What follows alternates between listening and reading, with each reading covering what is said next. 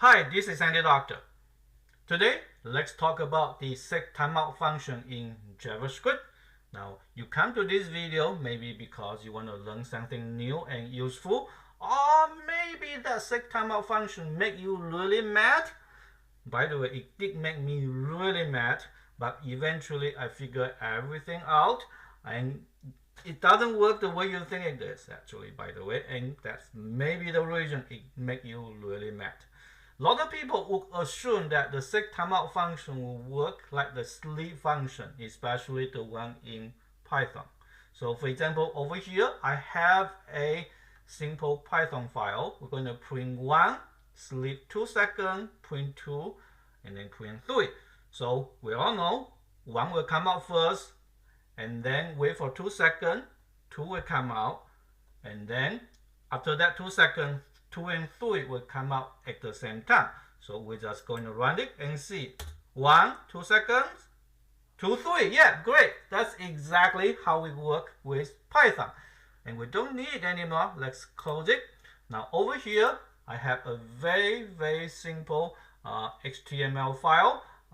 Only has a H1, say test JavaScript setTimeout, and then link to multiple JS file. Currently, we link to script.js. So we can look into that over here.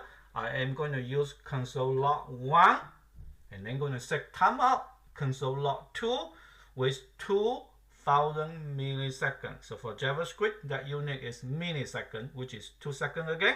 And then we're going to console log 3. You may think it will behave the same way as in Python. So let's find out.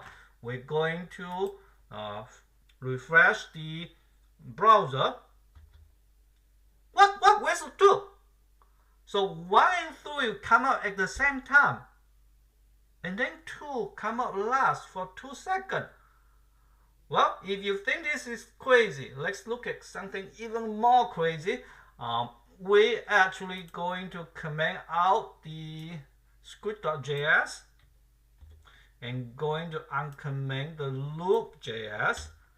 Save it, and I will show you what's in the loop.js. So we're going to loop from 1 to 3, and then at each time we're going to console log the number, but we have a set timeout of 1000 seconds, and then we have a console log of 4. Now you probably know the 4 will come out first, and wait for 1 second, 1 will come out second, and then wait for another second, 2 will come out, another second, 3 will come out.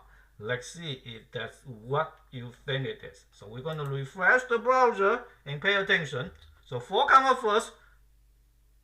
What? 1, 2, 3 come out at the same time. There was a delay of 1 second between 4 and 1, but how about the other one?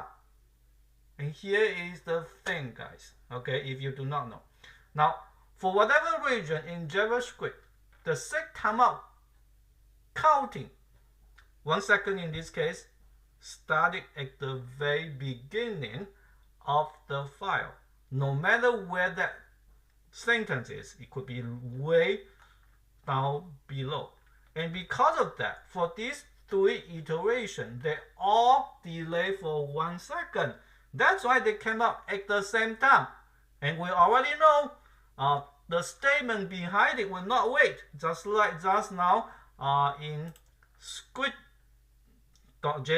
the 3 doesn't wait because there is no set timeout for that one. So for that one, it come out first. So the 4 actually come out first.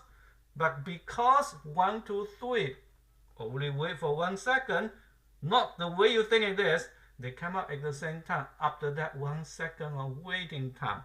Crazy, isn't it? So how do you make it the way we think it should? Well, in that case, we can look at our loop tool. You want to have a delay time that's increment for each iteration in your loop. So we start with delay millisecond of 0, and then each time we're going to add 1000 milliseconds onto it, and then we will have a set timeout in that way with a increment delay time. And just for fun, we still have our console log 4 Okay, let's go to index.html. We're going to comment out this sentence. And now we're going to uncomment the next ones. Going to save it.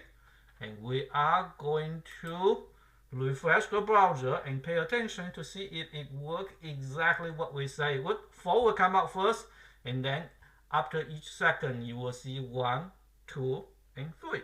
So refresh, 4, good job, 1 second, 2, 3, great. That's exactly what we thought it would work. Okay, 1, 2, 3 don't come up exactly at the same time. There is an increment of 1 second in between, and 4 still come out first actually.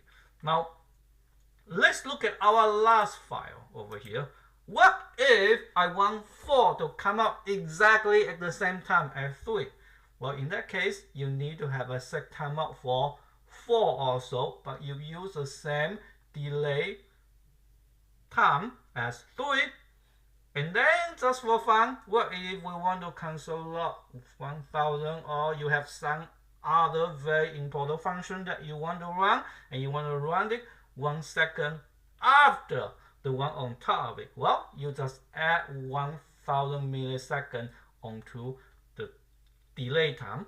And so let's see, we're going to comment out this JS file, and we're going to uncomment the very last one and save it, and we're going to refresh and see what's going on. Remember how it should behave? I hope it will be 1 come out first, there's a delay 1 second in front of it actually, and then there's a delay after 1 before you see 2, there will be a delay after 2 before you see 3, but 3 and 4 will come out at the same time, and then you wait for 1 more second, you are going to see 1000. So let's look.